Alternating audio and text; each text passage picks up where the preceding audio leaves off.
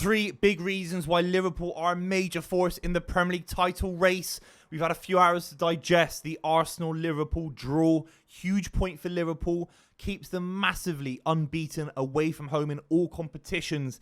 It's a record away from home never seen before at Liverpool with a new manager since 1923. Arne Slot's start at Liverpool is my first thing to talk about in this video, because you look back at when Ferguson left Manchester United. You look back at when Wenger left Arsenal.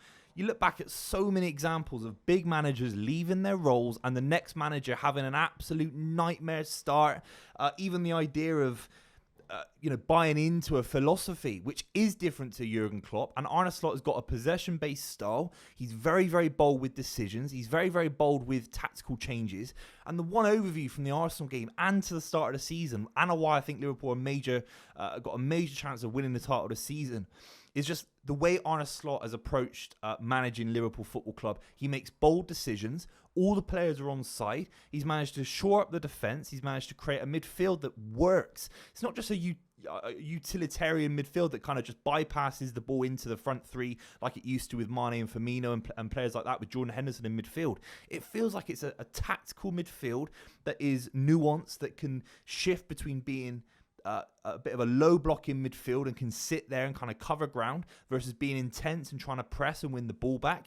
And Arne Slot makes substitutions in quite an aggressive fashion. He makes tactical changes in quite an aggressive fashion. We saw it in the first week against Ipswich with Quansah getting substituted off, and we saw it against Arsenal.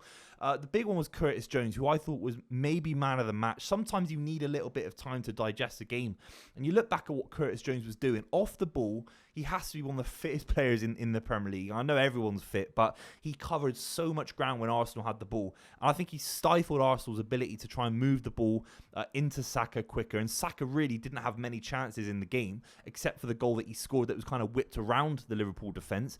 I think the midfield worked massively. And when it wasn't quite working, and I think there were moments where Arsenal in the second half were getting their foot on the ball, he takes off Alexis Mac Allister. I think he picked up a yellow card as well, which is probably a reason for that. I don't know if Alexis Mac Allister had his best game. He's still coming back from the international break, I guess. It feels like Alexis Mac Allister sometimes starts a little bit slow after those breaks. Brings on Szoboszlai, moves Curtis Jones deeper, and at that point, the energy of Szoboszlai, who's a very, very powerful runner off the ball, Curtis Jones again was in there.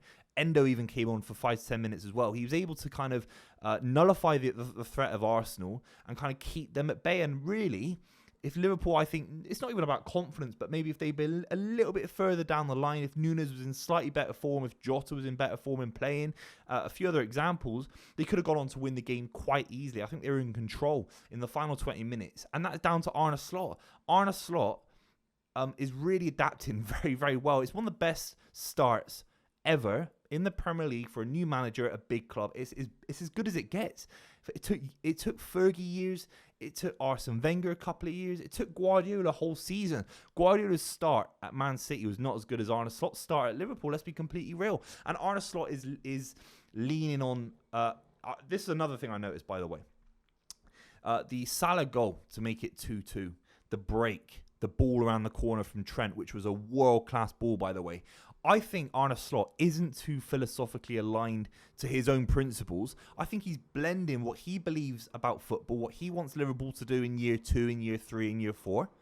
But I still think in this season, he's more than happy to adapt to what Jurgen Klopp was doing with Trent and players like that and Salah. That break, the ball around the corner, the Nunes kind of running at full pace, giving it into Salah, the kind of chaos, the kind of energy. That was Jurgen Klopp-esque, and I think Arne Slot's come in, and he's not been too hard-lined. He's not been trying to be too possession-based. I think he's allowing some of these players to still carry on the Jurgen Klopp kind of tradition and use it to his advantage. But there are moments, make no bones about it, there are moments where this Liverpool side are keeping the ball so much better, and they're tactically a little bit more aware, a little bit more cute in midfield, and they're keeping sides like Arsenal at bay. It's a tough place to go 1-0 down, to go 2-1 down and get back in the game. They are showing this kind of Jurgen Klopp era is still alive and kicking in terms of performances out of Salah, performances out of Trent, and of course Virgil van Dijk. That was the second thing I have to talk about in this video. 61 combined goals and assists in 72 appearances for Salah. If that was against just Premier League sides in general, that would be an unbelievable stat. That's against Big Six opposition since he's joined the Premier League from Roma. That's unbelievable. There's just this inevitability about Salah, just like Saka when Saka sort of changed things for Arsenal early in the game. Salah's still performing at such a high level for Liverpool. It's unbelievable. The finish was decent. It was a great link-up play from Núñez. And there's this thing with Liverpool that you think you can always get a goal out of Salah at any point in the game. Was it his best game? No. Was he killing Timber at points? No, I don't think he was. But he was just there waiting, and you always knew the chance was going to come. And Arsenal, I think, maybe we can do a separate video about Arsenal. They played into Liverpool a little bit, but ultimately, Salah's form is still at a world-class level. You could legitimately say he's the best player in the world right now. Again, 61 goals and assists in 72 appearances. That basically means he's only missed scoring against a Big Six side about 10 times in 5-6 years.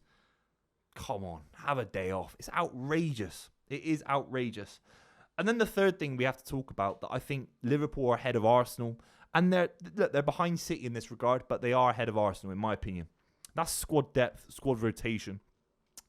Arsenal got fantastic players on the bench. And you feel that Arteta doesn't use them necessarily in the most ambitious way, in the most aggressive way at points. Bournemouth is a big example when Kyrgios come in and out, and Sterling. It feels a little bit flat at points. But Liverpool, when they brought on Szoboszlai, when they bring on Endo to shore things up, Tsimikas came on for a few minutes as well. And the big one is obviously Darwin Núñez starting the game, because he hasn't been in great form this season. He wasn't great last season. He comes in, he does a job. He gets the crucial assist for Liverpool. How important could that assist be to get Salah the ball, get him scoring that goal, getting a point away from home, and taking Arsenal back to Anfield if both sides are in a Premier League title race later in the season? It's absolutely huge. So Darwin Núñez comes in, does his job. Cody Gakpo can come in. Diego Jota can come in. I feel like I'm talking about it all the time, but I think the forward line for Liverpool is the best in the world in terms of squad depth, because you could play anyone with Salah and it feels like they all click. They're all connecting with Arne Slot, and it's absolutely huge. It's worrying because I think Liverpool are more of a legitimate title threat to Man City. I don't think they've got the squad. I don't think they can manage the Champions League in the same way. At the moment, they're unbeaten in that competition. At the moment, they've got a run of fixtures where you think, actually, you know, Brighton, I think they'll beat Brighton comfortably at Anfield. I do. They've got Brighton as well in the League Cup. Leverkusen, I think they'll beat Leverkusen. Villa's the big one. If they comfortably beat Villa, they're in a major, major title race. They really are, because Villa have been absolutely superb this season. They really have. Then you're looking at Southampton, huge game against Real Madrid, and then Man City back-to-back. By December the 1st, look, this is very primitive. It's very early, this video, about Liverpool being in the title race. But 1 point off, they don't concede goals. They show leadership in big moments. They show fight and desire to get back in the game. And if there's one side that have actually won the Premier League in the last 6 years that isn't Man City, it is Liverpool. And I think Arne Slot is carrying a lot of that on. So very interested to see what you think in the comments down below. But the big one for me is just Arne Slot. It really is. He has come in and taken like a duck to water, some would say. If you've watched this far, make sure you subscribe to the channel. I'll see you very, very soon.